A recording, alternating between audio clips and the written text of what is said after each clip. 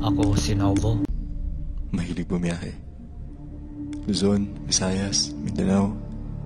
Pagkatapos ng 5 araw na trabaho, sigurado nasa biyahe na ako. This has been my life for 2 years na. I'm thinking 20 years from now baka manghinayang ako sa mga bagay na hindi ko ginawa at mga chances na pinalampas ko para gawin yung mga bagay na gusto ko. Ang pagta-travel hindi laging masaya. Hindi laging komportable ka. Minsan, masasaktan ka ba? Pero okay lang. Travel is supposed to change you. It should change you. You take something with you. The experience, mga tao makikilala mo along the way, the memories, and sana you'll also be able to leave something good behind. At ang masaya na marirealize mo after a trip, shit, sarap talaga bumiyahe at explore ang Pinas.